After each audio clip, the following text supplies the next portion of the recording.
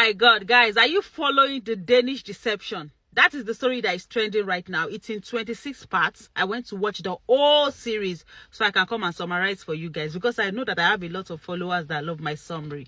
So here we go, guys. I don't know if I'll finish this in one part, but if not, then we'll have a second part. I would try not to be judgmental. So if I judge some parts of this story, please forgive me. It's not my fault. Just know that I was like this all through the video. So she started like this. She said she and her friend decided to go on a vacation. The whole thing started in 2022, I guess, June 2022. She and her friend from Germany decided to go on a vacation to Croatia. They went there. They were having fun, you know, girl stuff, living their life. Then they met some guys at the beach.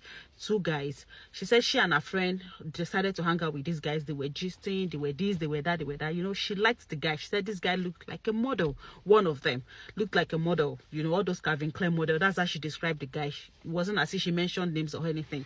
She said they got gisting, all of them. They were playing games at the table and everything. Then it was time for them to go back to their hotel. These guys invited them to club.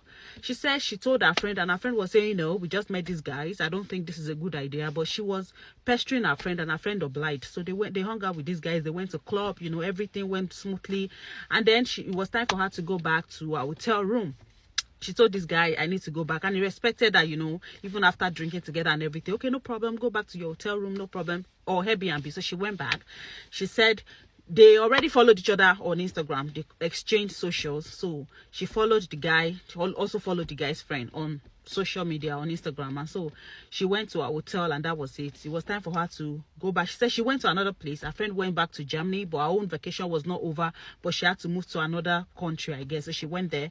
While she was there, she was uploading her Instagram. She was posting everything that was going on, how she was having fun and everything. This guy kept dropping hearts, kept dropping comments, you know, kept liking her post, and was dropping DMs to let him know that like, you're looking beautiful and everything. Well, she kind of liked him too, so she was feeling the whole hype and everything.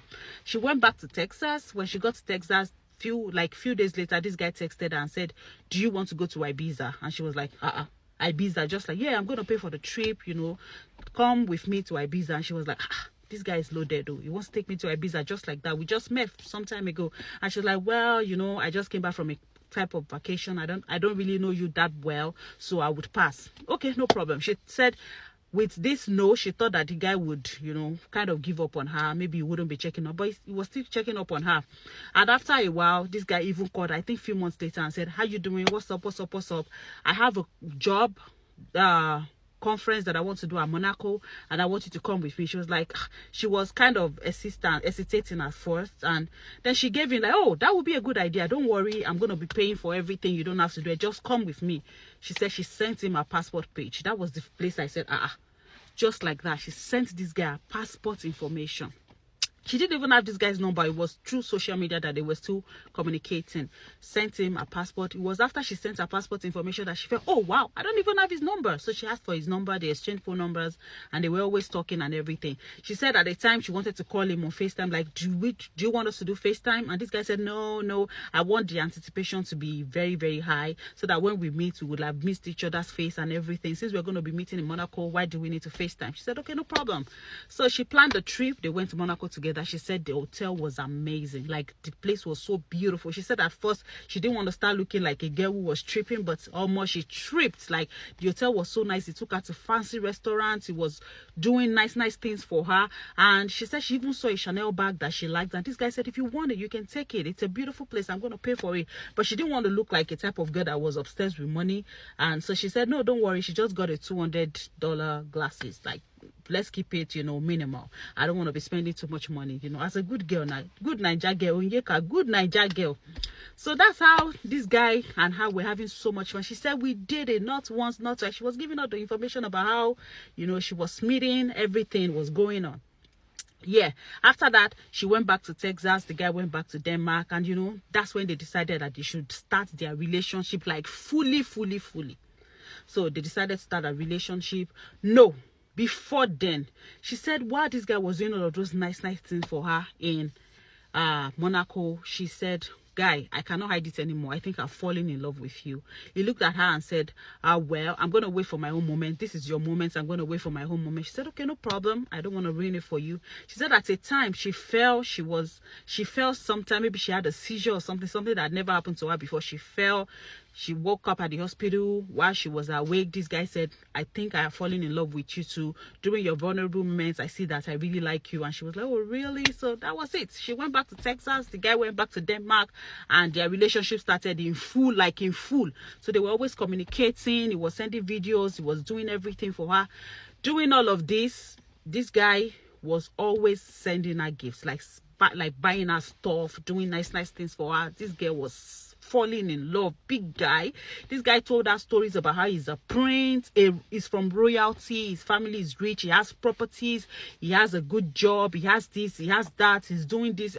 Like, I'm a big boy, I have Rolex, I have this, I have all of that. So this girl too now, a Danish guy, fine guy who has money, who has all of those things. So she was tripping like, Omo, I like this kind of guy, yo.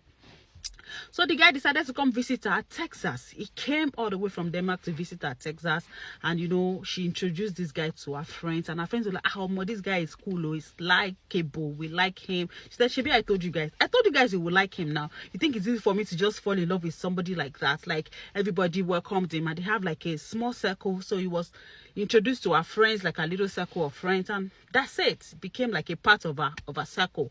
And that's it. They started dating. And now, this guy said, would she like to come to Denmark to meet his family? And she was like, yeah, why not? I would like to go to, you know, sometime I might be missing some parts, but you guys should understand that it's in 26. So she said, no problem. I would like to come to your family. So this girl went to Denmark. But before she went to Denmark, this guy already told her that he had a toxic relationship with his father.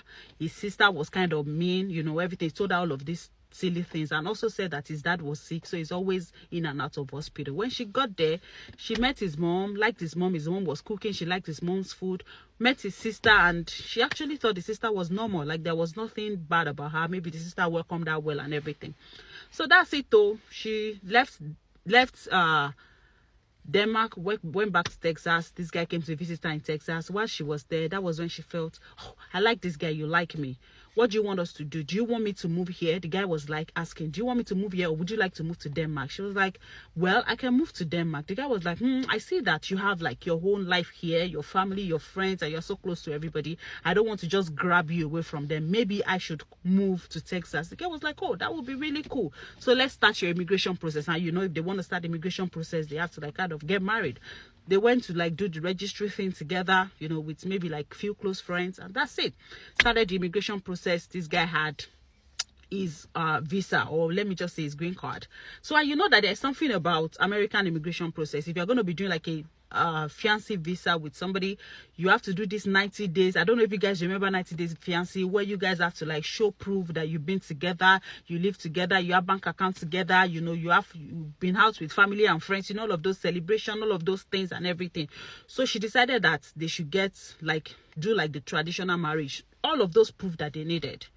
At this time, while they were preparing for all of this guy called her one day. He was sounding very, very stressed. He was in Denmark. She was in Texas, and he was sounding very stressed. She was asking, what's up, babe? What happened? Is there a problem? Why are you sounding this stressed? What did I do? What happened to you? Blah, blah, blah, blah, blah.